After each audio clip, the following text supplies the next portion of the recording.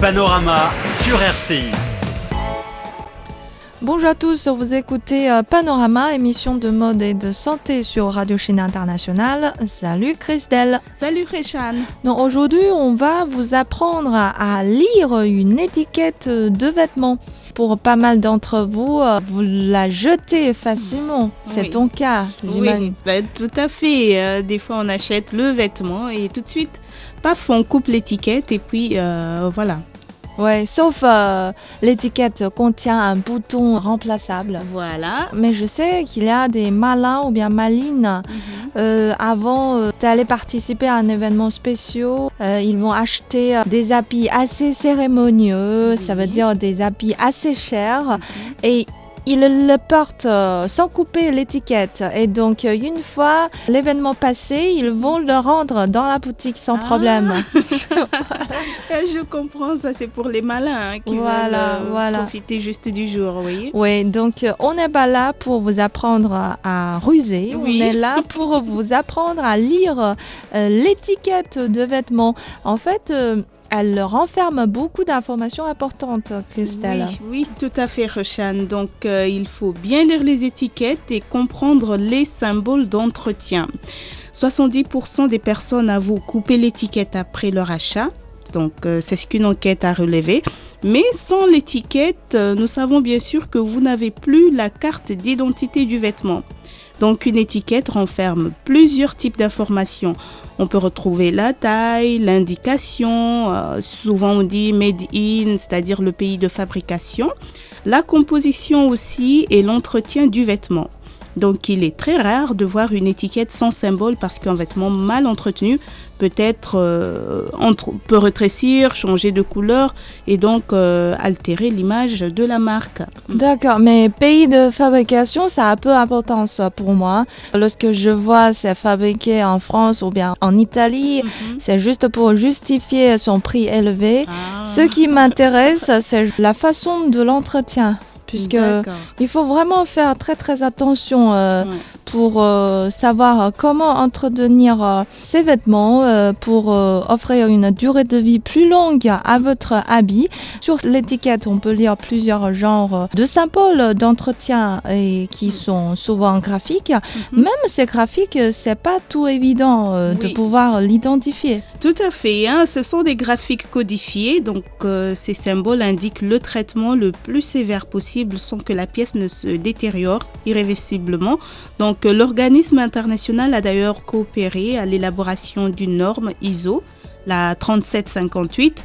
Donc c'est le standard le plus utilisé dans le monde et seuls quelques pays, dont les États-Unis, ont des systèmes différents. Ça veut dire que tous ces symboles sont Ouais. unifiés, Ils sont à unifiés. l'échelle internationale. Tout à fait, c'est ça. Tous ces symboles concernent la façon de lavage, Voilà. la façon de séchage ou bien de repassage. Mais il faut quand même nous préciser ou bien décrypter un peu ces symboles d'entretien. Oui, tout à fait. Donc, ils ont l'avantage d'être graphiques, c'est-à-dire des petits dessins.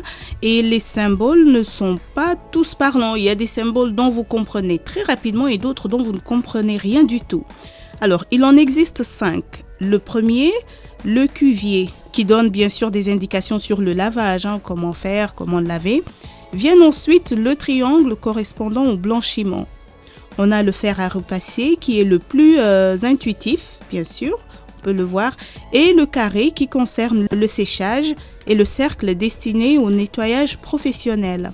Donc, puisqu'il y a des tas de motifs du genre, vous pouvez facilement les trouver sur le site internet. Donc ici, on ne peut pas vous tout énumérer, mais il y a quelques points essentiels à connaître. Par exemple, un symbole barré d'une croix signifie une interdiction. Là, Voilà. c'est facile, Ouais, c'est naturel. ça, c'est facile, c'est naturel. Oui, et aussi, par exemple, lorsque vous trouvez un motif, le cuvier, et dans le cuvier est marqué le chiffre. Ce chiffre correspond à la température maximale de lavage conseillée, par exemple 40, 30 ou bien 60. Et puis, en ce qui concerne le repassage, en fait, c'est le motif le plus parlant, puisque ça ressemble vraiment à un petit fer. Tout à fait. Et lorsque dans ce dessin, vous trouvez au milieu 1 point. Ça veut dire que la température maximale de semelle du fer ne peut pas dépasser 100 degrés. D'accord. Donc plus il y a 2 points, plus la température peut être élevée. Ensuite, un symbole doublement souligné préconise un traitement très modéré. Donc voilà tous ces points essentiels à reconnaître. Mais il y a une autre question qui me préoccupe, c'est que lorsque j'achète des vêtements et sur l'étiquette c'est marqué nettoyage à sec. Là, je ne sais pas comment je peux faire. Est-ce que je dois à chaque fois l'envoyer au pressing puisque c'est pas pratique, c'est cher aussi. Oui, c'est vrai que c'est cher aussi, mais bon, comme tu as dit, ça dépend du vêtement. Le vêtement, pour la plupart des vêtements, ça sera des vêtements de cérémonie, comme on l'a dit au début. C'est des vêtements que l'on ne peut pas laver à la machine parce qu'ils vont se détériorer ou parce que la matière est trop fragile. Donc voilà, il faudra peut-être une fois.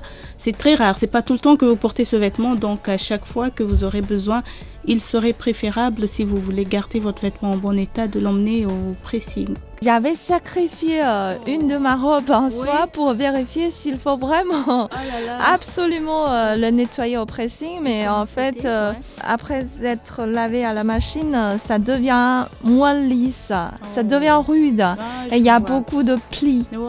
C'est vrai, la soie ne supporte pas le lavage à la machine. Mais il y a d'autres matières qui sont plus résistantes. Oui, c'est ça. Il y a des matières qui peuvent résister. Donc voilà, on peut essayer de les laver à la machine.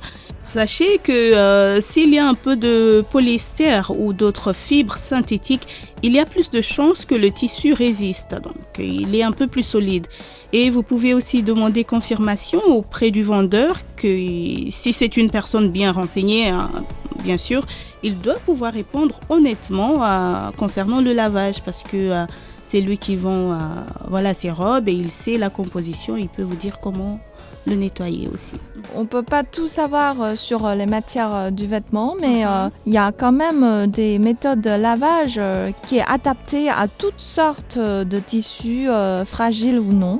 Oui, tout à fait. Pas de lavage machine programme à froid sans essorage, comme on le conseille souvent, mais un tempage, malaxage de quelques minutes à l'eau légèrement tiède et savonneuse. Un peu de shampoing fera aussi l'affaire, suivi d'un rinçage aussi. Le shampoing? Ouais, le shampoing. C'est plus doux. Ouais, c'est plus doux et ça enlève facilement la saleté. Donc, par exemple, un foulard en soie, on peut justement le tremper dans l'eau. Vous le laissez juste tremper un peu et puis après quelques minutes, rincer ou essorer doucement et vous verrez que la saleté s'en ira et c'est une méthode. Ouais. Et si pas de chance, vous avez oublié de remettre à zéro la température de lavage de votre machine et votre pullover a été rétréci après avoir été trempé dans l'eau chaude, est-ce qu'on a encore le moyen de le sauver un peu? Ah bah oui, sachez que le retour en arrière existe parfois je dis bien.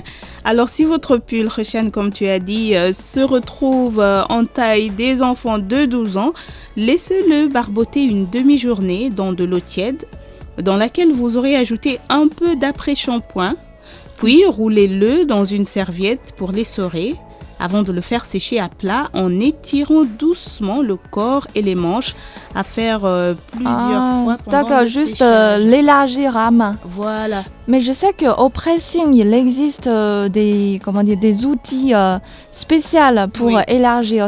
Mais on dit que, par exemple, c'est valable pour les pullovers, mais pas valable pour les vestes en laine, par exemple. En laine. Ouais, puisque il y a moins d'espace entre les fibres. D'accord. Donc on a moins de chances de rallonger ou bien d'élargir. D'accord. Voilà. Il y a un manque d'espace. Donc si bien sûr après le lavage, votre chemise en mousseline de soie ressemble à un top de petite fille, c'est normal, donc ne paniquez pas, suivez le conseil qu'on vient de vous donner et surtout repassez-le à la vapeur car la chaleur l'aidera à retrouver aussi sa taille initiale. Voilà. Donc ne jetez pas tout de suite votre étiquette de vêtements. Il faut lire attentivement les indications, son matière, sa façon d'entretien. Mais aussi, maintenant, les étiquettes de vêtements sont de plus en plus jolies. Oui. Il y a même des gens qui collectionnent Ouais. les étiquettes. Ah, il y a de quoi. Oui, on peut les faire comme marque-page. D'accord, je vois. Ben, c'est une bonne idée. Voilà. Donc, Banorama, c'est tout pour aujourd'hui. Merci de nous avoir suivis. À la prochaine.